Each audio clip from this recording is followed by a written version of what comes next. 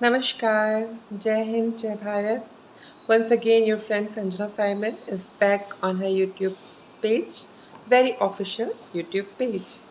तो आज मैं जो वीडियो लेके आई हूँ और पहले तो बताना चाहूँगी कि शाम के 4 बज गए हैं और काम ख़त्म हो गया है ऑफिस में, फ्री हूँ और मैंने सोचा कि फ्री हूँ तो एक और वीडियो आप लोग के लिए बनानी चाहिए।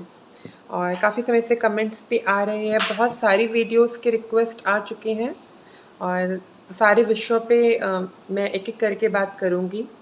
और आजकल थोड़ा-सा फटाफट काम हो जा रहा है और थोड़ा-सा 1-2 घंटे मुझे ऑफ़िस में फ्री मिल जा रहे हैं, तो मैं इस टाइम को वेस्ट नहीं करना चाहती हूँ। मैं चाहती हूँ कि मैं फटाफट उन टॉपिक्स को कवर कर लूँ, जो कि मेरे व्यूअर्स, मेरे प्रशंसक चाहते हैं कि मैं उस पे बात करूँ। तो मुझसे यूट्यूब में और दूसरे सोशल नेटवर्किंग साइट्स पे लोगों ने पूछा है कि मैं फेशियल फेमिनाइज़ेशन के बारे में बात करूँ, क्योंकि बहुत सारे लोगों ने फेशियल फेमिनाइज़ेशन के ऊपर वीडियो बनाई है और लोग एक अपडेट नॉलेज जानना चाहते हैं, अपने मतलब सुनी-सुनाई बातें या अपने विचारों के अलावा लोगों ने मुझको ये इनफैक्ट मेरे मेल में भी ये आया है, मेरे को एक मेल भी मिला है, उसमें पूरी एक काफ़ी लंबा लेटर है वो और चंडीगढ़ से आया है वो मेल मेरे पास में। मैं नाम डिस्क्लोज़ नहीं कर सकती हूँ उस ट्रांस का, लेकिन उसने भी मुझको ये बोला कि दी अलग-अलग चैनल्स पे फेशियल फेमिनाइज़ेशन को लेके अलग-अलग तरह की बातें होती हैं। तो मुझे वो बताइए जो कि वाक़ई में ट्रांस के लिए इम्पोर्टेंट है। आपके मन की बात, आपकी अभिव्यक्ति से बेटर इम्पोर्टेंट है तो और नहीं है तो उस बारे में मुझे बताइए। तो मैं इसी टॉपिक के ऊपर आज बात करना चाहूँगी। तो जैसे कि बात हो रही है फेशियल फेमिनाइज़ेशन की। बहुत रिसर्च करने के बाद बहुत सारे यू नो वीडियोज़ को देखने के बाद बहुत सारे हॉस्पिटल्स के कंसल्टेंट से मेरी बात हुई है और आप लोग को पता ही है मैं बहुत सारे मतलब हॉस्पिटल से लिंक्ड हो चुकी हूँ, भले वो ऑलमेक क्लिनिक हो या फिर इंदौर में क्लिनिक हो, मुंबई में क्लिनिक हो या फिर जयपुर में क्लिनिक है, दिल्ली में लक्ष्मी नगर में क्लिनिक है और न यहाँ पे एक उत्तम नगर में भी क्लिनिक है और नरेला में भी एक क्लिनिक है। तो यहाँ के सारे क्लिनिक्स के डॉक्टर्स के साथ में और उनके स्टाफ के साथ में मैं कनेक्टेड हूँ। तो मैंने सब लोगों से बातचीत करी कि फेशियल फेमिनाइज़ेशन सर्जरी की requirement MTF male to female convert होने में, ट्रांसफॉर्मेट करने में कितनी इम्पॉर्टेंट है और क्या रोल अदा करती है ये सर्जरी। तो बताना चाहूँगी कि जो फेशियल फेमिनाइज़ेशन सर्जरी है, वो आपके फेस के ऊपर होती है और आपके फ़ोरहेड को, जैसे आपने देखा होगा बहुत सारी ट्रांस का फ़ोरहेड बहुत बड़ा होता है, चौड़ा होता है। तो आपके फ़ोरहेड को यहाँ से स्कल्प खोली, यहाँ से एक आपका लेयर खोला जाएगा और उसको ऊपर करके टेक्निकली आपके माथे को, फ़ोरहेड को शॉर्ट छोटा किया जाएगा और आपका ये जो ब्रोज़, जैसे आपने मेरा आईब्रो देखिए, ये बिल्कुल हल्का-सा कर्व है, बहुत लाइटली, और वो भी मैंने आईब्रो पेंसिल से इसको थोड़ा-सा किया है, इसलिए भी थोड़ा-सा लग रहा है। अदरवाइज़ अमूमन जो होता है वो ट्रांस का मतलब मैंने फेशियल फेमिनाइज़ेशन सर्जरी नहीं कराई है, इसलिए आप देख सकते हैं कि आईब्रोज़ अधिकतर 99% ट्रांस की ऐसी ही होती हैं। लेकिन जो एक ब्यूटीफुल फीमेल का फीचर होता है, उसमें जो आईब्रोज़ होती हैं वो थोड़ी-सी अप होती हैं, ऐसे लिफ्ट होती हैं यहाँ से और वो दिखने में बहुत खूबसूरत लगती हैं। हम ही कभी-कभी ऐसे सेल्फ़ी लेते हैं तो हम लोग ऐसे-ऐसे करके आईब्रोज़ को ऊपर करते हैं और फिर सेल्फ़ीज़ लेते हैं, तो हम देखते हैं कि वो फ़ोटो दूसरी फ़ोटो से कंपैरेटिवली अच्छी लगती है। तो यानी कि अगर ये आईब्रोज़ हल्की-सी ऊपर हो जाएँगी, ऐसे कर्व आ जाएगा एक प्यारा-सा, तो शायद फ़ेस ज़्यादा बेटर लगेगा, ऐसा मैं सोचती हूँ। और मेडिकल साइंस के हिसाब से ये बहुत इम्पोर्टेंट है, क्योंकि देखिए एक पुरुष जो है वो महिला बनने के लिए रेडी है। बाय बर्थ जो जेंडर असाइन्ड होता है वो महिला का होता है, लेकिन जो जेनिटल ऑर्गन्स मिलते हैं, जो जेनिटाइल्स मिलते हैं, जो रिप्रोडक्टिव ऑर्गन्स मिलते हैं, जो बॉडी मिलती है, वो तो एक मेल की होती है ना। और सारी चीज़ें मतलब कि जो ट्रीटमेंट है वो 18 से 21 साल के बीच में या उसके बाद ही आप स्टार्ट कर सकते हैं। 18 इयर्स के बाद आप किसी भी साइकियाट्रिस्ट से मिल सकते हैं, अपना काउंसलिंग सेशन स्टार्ट कर सकते हैं। लेकिन हार्मोन्स लेने की जो लीगल एज है, वो आपको जब आप 20 के हो जाएँगे, 21 के हो जाएँगे तभी आपको मिलेगा। उससे पहले आप चोरी-छुपे ले सकते हैं, इल्लीगल तरीके से ले सकते हैं, लेकिन लीगलाइज़्ड जो एज है आपके टेस्टिकल्स रिमूव करने की और आपको एचआरटी स्टार्ट करने की वो 21 है। और बहुत अगर मतलब आप अर्ज करते हैं तो 20 के बाद आप ले सकते हैं, ठीक है? लेकिन सर्जरीज़ तो तभी परफ़ॉर्म होती हैं जब आप 21 इयर्स के हो जाते हैं, एडल्ट हो जाते हैं।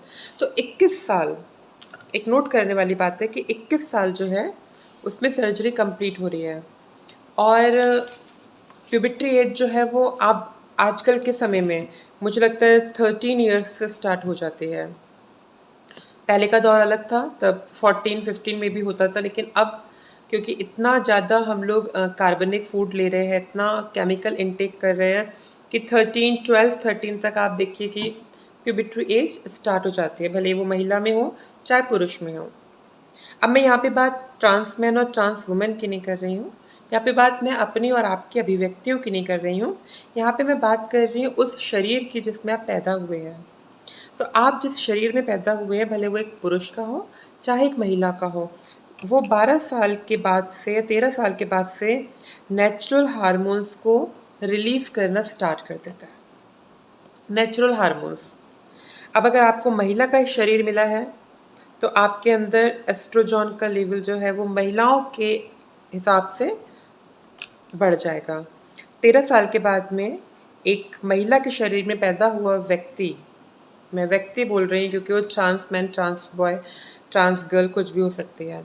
तो एक महिला के शरीर में पैदा हुआ व्यक्ति 13 साल से लेके 21 साल की उम्र तक, मतलब कि जो 8 इयर्स का डिफरेंस है, 13 to 27 एंड देन 1 8 इयर्स का जो ये टाइम पीरियड है, इस टाइम पीरियड में आपने अपनी बॉडी को उन नेचुरल हार्मोन्स के ऊपर छोड़ दिया है।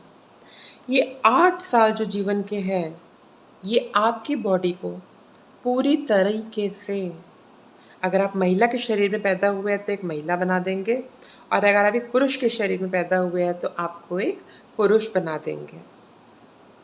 अपवाद हर जगह के होते हैं, हर बात के होते हैं, एक्सेप्शंस आर ऑलवेज देयर। इक्का दुक्का एग्जाम्पल्स होते हैं कि भाई कुछ लोग बहुत फेमिनिन होते हैं, कुछ लड़के भी बहुत फेमिनिन होते हैं। अगर हम कुछ हीरोज़ की बात करें तो उनका भी फेस कट इतना क्यूट होता है कि हम लोग कहते हैं कि यार ये तो हीरोइन से भी ज़्यादा क्यूट लग रहा है। कुछ कुछ हीरोज़ भी इतने क्यूट होते हैं। तो क्यूट होना, खूबसूरत होना और महिला होना, इन सब में अंतर है। मेरी आँखें बहुत बड़ी-बड़ी हैं, बहुत खूबसूरत है क्योंकि मेरी माँ की बहुत खूबसूरत आइज़ हैं, और मेरे और मेरे ख़ानदान में सभी की आँखें बहुत खूबसूरत हैं, तो मेरी आँखें बहुत खूबसूरत हैं। तो ये आँखें खूबसूरत है, ये एक अलग चीज़ है, लेकिन ये आँखें कितनी महिलाओं के समान हैं, ये एक अलग बात है।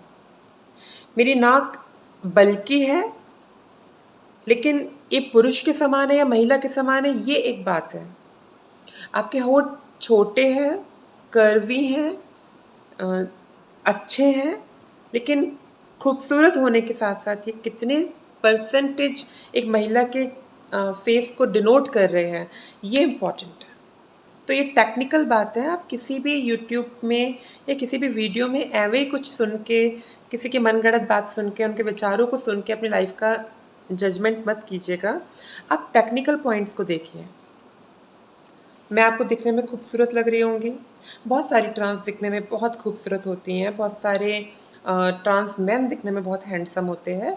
लेकिन हमें ये अभी नहीं देखना है कि आप खूबसूरत लग रहे हैं या आप हैंडसम लग रहे हैं। हमें ये देखना है कि आपका जो फीचर्स है, वो कितना महिला के समान है। एक महिला के समान होने वाला फीचर खूबसूरत होगा महिलाओं की तरह। एक पुरुष के समान दिखने वाला फीचर खूबसूरत होगा एक पुरुष की तरह, और बीच में आ जाता है एक ट्रांस कैटेगरी।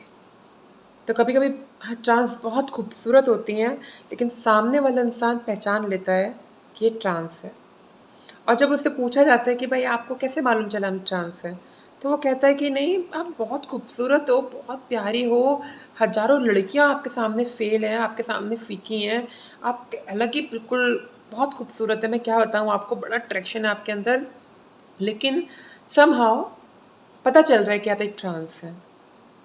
मेरे साथ तो ये चीज़ बहुत हुई है। मैं बिल्कुल अपनी वाहवाही लूटने के लिए यहाँ पे नहीं आई हूँ और मैं बिल्कुल भी यहाँ पे अपने कपड़े, जेवर, स्किन, गहने, बाल, नाक, होठ, नाक, कान कुछ भी दिखाने नहीं आई हूँ। मैं आप लोग की हेल्प करने के लिए आई हूँ, बिल्कुल रियल हेल्प। तो मैं सच बता रही हूँ आपको कि मेरे साथ में काफ़ी बार ऐसा हो गया है कि मैं किसी पार्टी में जाती हूँ, किसी फंक्शन में जाती हूँ और कभी-कभी नॉर्मल ट्रैवल भी करती हूँ मेट्रो में।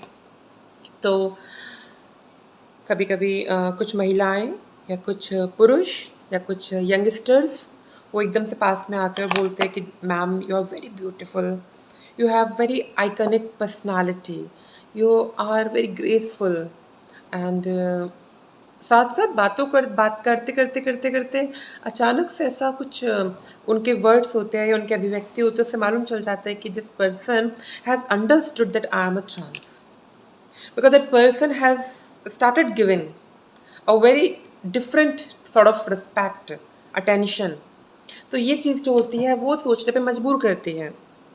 मैंने कुछ एक लोगों से बात भी करी और पूछा भी कि भाई आप कह रहे हैं कि मैं बहुत खूबसूरत हूँ, मैं बहुत प्यारी हूँ, मैं बहुत अच्छी हूँ, बहुत एलिगेंट हूँ, बहुत डिसेंट हूँ और बहुत एजुकेटेड लगती हूँ। तो ऐसी क्या चीज़ थी जो आपको मालूम चल गया या आभास हुआ कि मैं एक ट्रांस हूँ? तो उन्होंने कहा कि मैम अब ये नहीं पता कि कैसे मालूम चल गया लेकिन समथिंग इज़ देयर जिससे समझ में आ जाता है कि हाँ, आप एक ट्रांस हैं। और मैं अब तक तकरीबन 400-500 ट्रांस से मिल चुकी हूँ जब से मैं दिल्ली में आई हूँ और बहुत-बहुत खूबसूरत ट्रांस से भी मिली हूँ।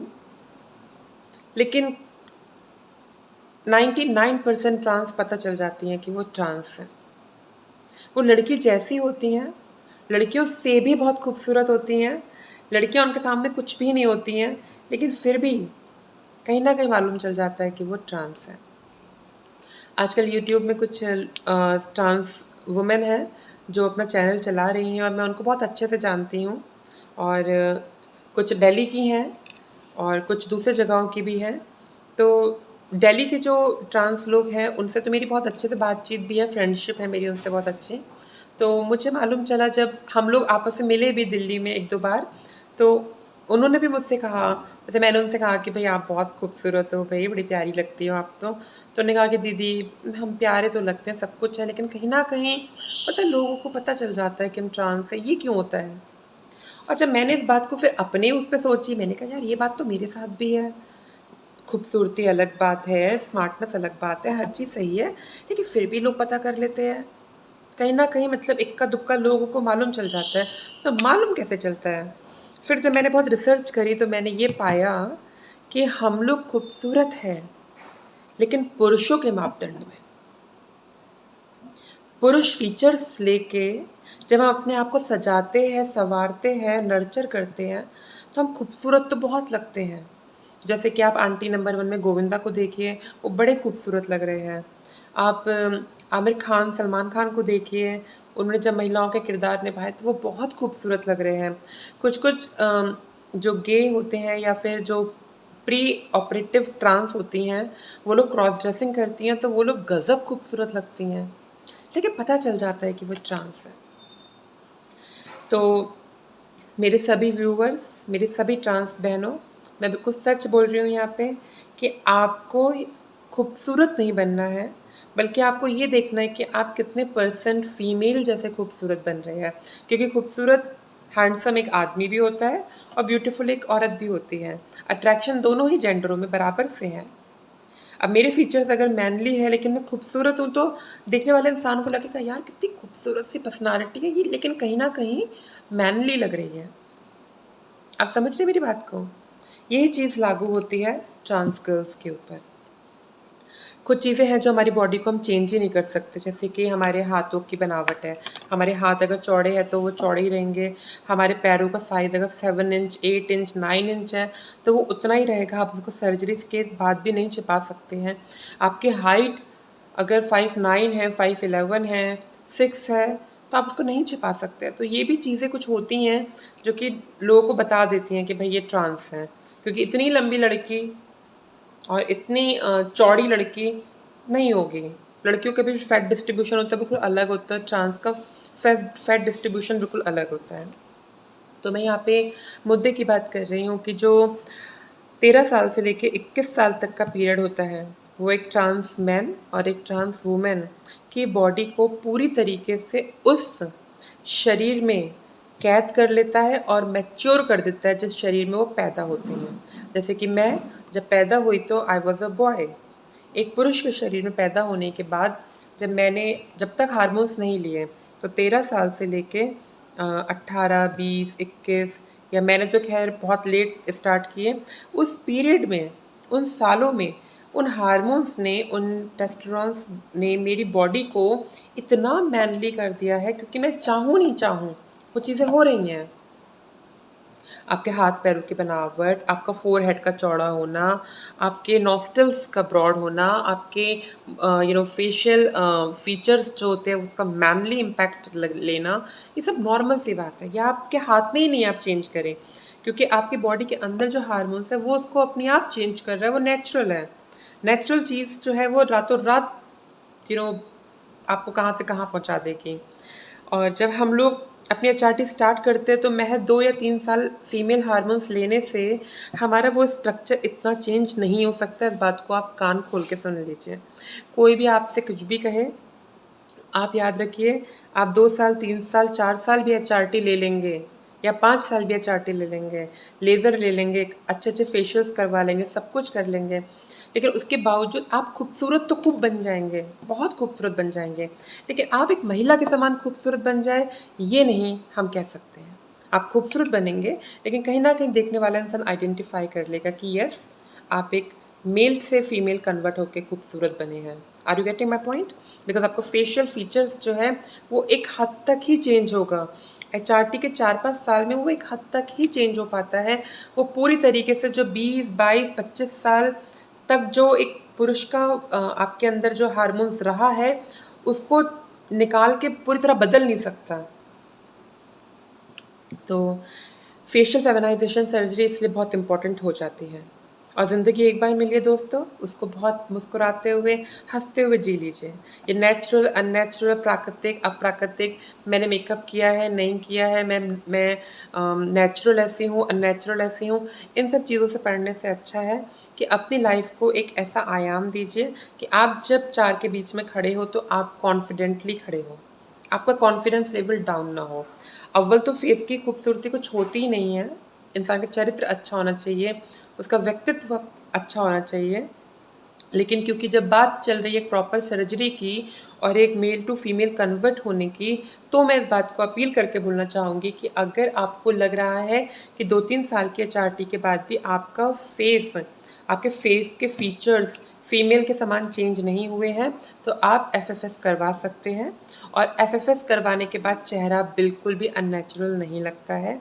ये जिस किसी यूट्यूब में ऐसा बोला गया है या जो कोई भी डॉक्टर ऐसा आपको बोलता है तो वो बिल्कुल गलत बोलते हैं। देखिए, डॉक्टर्स लोग इतने इंटेलिजेंट होते हैं, पढ़ लिख के आते हैं, सर्जरीज़ करते हैं और ज़ाहिर-सी बात है, लोग सर्जरियाँ करवा रहे हैं, तभी तो वो लोग उस प्रोफ़ेशन को कंटिन्यू कर रहे हैं। अगर आप एक मिठाई की दुकान खोलें और कोई ना खरीदे मिठाई, तो क्या आप कंटिन्यू करते रहेंगे? आप 1 साल कर लेंगे, 2 साल कर लेंगे, फिर आप चेंज करके कोई और प्रोफ़ेशन स्विच करेंगे। लेकिन जो सर्जन हैं, आप देखिए, कॉस्मेटिक सर्जरी और प्लास्टिक सर्जरी को पिछले 10 सालों में अगर आप उसको देखते हैं, तो 10 सालों में सर्जरी का ग्राफ बढ़ा है, ना कि कम हुआ है। इसका मतलब कि पेशेंट्स करवा रहे हैं और लोग जो करवा रहे हैं, इसका मतलब कि उसके रिव्यूज़ अच्छे हैं। इसका मतलब कि उनका लुक अच्छा आ रहा है। वो दूसरों को भी सजेस्ट कर रहे हैं, वो एडवर्टाइज़मेंट कर रहे हैं उस चीज़ के बारे में लोगों को बता रहे हैं कि भई हाँ, मेरा ये चीज़ गड़बड़ था, मैंने सर्जरी करवाई, now I am a complete female और now I am looking better, more beautiful. तो एफएफएस अगर आप करवाना चाहें तो आप करवा सकते हैं। आपका आईब्रोज़ लिफ्ट होगा, आपका फोरहेड छोटा होगा, आपकी आईब्रोज़ लिफ्ट होंगी तो आपकी आईज़ अपने आप ही बड़ी लगेंगी। अभी आपकी आँखें गड्ढे की तरफ होंगी, बाद में आपकी आँखें आपको उभरी-उभरी खूबसूरत लगेंगी। आपके नोज़ को बिल्कुल शेप करा जाएगा, एक पॉइंट दिया जाएगा जो कि एक फ़ीमेल का होना चाहिए। छोटा नोज़ होता है, नाक उठी हुई है, शार्प है। उससे ज़्यादा इम्पोर्टेंट ये है कि नोज़ पतली और छोटी है। मैंने देखा है बहुत सारी ट्रांस होती है जिनकी नोज़ बहुत पतली होती है, लेकिन इतनी लंबी होती है कि वो कहीं न कहीं पता चलती है कि आदमी की नोज़ है। क्योंकि आदमियों की भी नोज़ पतली हो सकती है। आदमियों का भी, जैसे मेरे भाई हैं, मेरे सगे बड़े भाई हैं, उनका फेस बहुत गर्लिश है। बचपन से उनका फेस बहुत गर्लिश रहा। मेरा फेस तो मैनली था, उनका फेस बहुत गर्लिश था, तो उनकी नोज़ बिल्कुल शार्प, पतली, सब कुछ था। लेकिन क्योंकि वो नोज़ एक मैन के समान खूबसूरत थी, तो वो थोड़ी-सी साइज़ में थी, खूबसूरत थी। एक मैन के हिसाब से बहुत खूबसूरत थी। लेकिन अगर वही एक फीमेल के हिसाब से होती तो उसको भी हल्के से लिफ्ट की ज़रूरत पड़ती। तो इस बात को समझना चाहिए। लिप्स आपके शेप आते हैं, ऊपर से ऐसे कर्व आता है, आपके चीक्स भी लिफ्ट होते हैं, आपका ये ओवल शेप होता है और ये सब चीज़ें मिला के एक स्त्री का संपूर्ण लुक आपको प्रदान करती हैं। आप खूबसूरत बन रहे हैं, तो एक महिला के समान बन रहे हैं, क्योंकि देखिए आप जब वेजाइनोप्लास्टी करवा लेते हैं, ब्रेस्ट इम्प्लांट करा लेते हैं, आप आर्टिफ़िशियल नेल्स लगवा सकते हैं, आर्टिफ़िशियल बाल लगवा सकते हैं, आप छोटी-मोटी और सर्जरीज़ करवा सकते हैं। आप इन सब चीज़ों को कर रहे हैं तो फिर ज़ाहिर-सी बात है, जो सबसे पहले दिख रहा है समाज को, लोगों को, वो आपका फेस है। मैंने ब्रेस्ट इम्प्लांट नहीं करवाया क्योंकि मुझे ज़रूरत महसूस नहीं हुई। मुझे लगा ये मेरा बहुत प्राइवेट मसला है, जो कि मेरे और मेरे पार्टनर के बीच तक ही सीमित है, और हार्मोन से मुझे उतना साइज़ मिल गया था कि मुझे लगा यस, मैं आराम से रह सकती हूँ। तो ये मेरी अपनी इच्छा थी, मैंने नहीं करवाया। बहुत सारी ट्रांस जो होती हैं सबसे पहले ब्रेस्ट इम्प्लांट ही करवाती हैं, फिर एसआरएस करवाती हैं, क्योंकि उनको होता है कि भई उनके ब्रेस्ट ऐसे लगे, वैसे लगे। मुझे नहीं था। लेकिन मैं इसको ये बोलूँ कि किसी भी महिला को नहीं करवाना है, ट्रांस महिला को नहीं करवाना है, तो ये गलत है। सबको खूबसूरत बनने का अधिकार है। एक पल के लिए आपकी कपड़ों के अंदर क्या छिपा हुआ है ये कोई नहीं देख रहा है, लेकिन ये सब देख रहे हैं। तो इसके ऊपर वर्कआउट करना बहुत ज़रूरी है। तो एफएफएस इसीलिए बना है, इसलिए चल रहा है, और पिछले 10 सालों में एफएफएस के जो पेशेंट्स हैं या कस्टमर्स हैं वो बहुत तगड़े राइज़ हुए हैं, हाइक हुआ है उनमें। तो आप करवा सकते हैं अगर आप चाहते हैं कि आप खूबसूरत लगे एक महिला के समान, ना कि एक पुरुष के समान। क्योंकि ट्रांस खूबसूरत होती हैं, लेकिन पता चल जाती हैं कि वो ट्रांस हैं। तो एफएफएस इस बात के लिए होता है कि आप खूबसूरत बनिए, एक महिला के समान बनिए। वीडियो बहुत लंबी हो गई है, लेकिन कुछ नॉलेज की बातें थी, कुछ बात थी जो कि समझाना बहुत ज़रूरी था। और मैं क्योंकि हिंदी भाषा में बोलती हूँ, तो मेरे बहुत सारे जो व्यूअर्स हैं वो गाँव के हैं, छोटे-छोटे शहरों के हैं, कस्बों से लोग मुझे फ़ोन करते हैं, और इंस्टाग्राम में छोटे-छोटे शहरों के लोग, मतलब जो है, कभी अपने पापा के, बहन के कहीं मोबाइल से चोरी-छुपे मैसेज कर देते हैं, डिलीट भी कर देते हैं। तो मैं ये इसलिए उन लोगों के लिए बना रही हूँ ताकि वो लोग डिटेल्ड में, सरल भाषा में आसानी से समझ सकें कि एफएफएस क्यों इम्पोर्टेंट है, आपको क्यों करना चाहिए, ओके? और अगर आप एक राइट एज पे, मतलब कि 20 से 25 साल की एज में अपने आप को चेंज कर रहे हैं, तब तो एफएफएस ज़रूर करवाना चाहिए। अगर बजट है तो ज़रूर करवाइए, एज है तो ज़रूर करवाइए। हाँ, अब हम हैं, हम तो ऑलरेडी 30 प्लस हो चुके हैं, 35 प्लस हो गए हैं, तो अब हम लोग एफएफएस कराएँ या हम लोग कुछ और सर्जरीज़ कराएँ, तो उससे बेटर है कि हम लोग अपने नाम से और अपने काम से अपनी पहचान स्थापित करें, ना कि अपनी खूबसूरती से, क्योंकि उसका भी एक दौर है। तो जो मेरे ट्रांस फ्रेंड्स हैं, जो लोग अभी 20 टू 25 और 30 बिलो 30 तक भी हैं, ये बहुत लंबी पारी आप लोग को खेलनी है, और अगर आपके पास में इतना बजट हो रहा है तो आप लोग ज़रूर से एफएफएस कराएँ। ओके? धन्यवाद। जय भारत, जय हिंद, नमस्कार।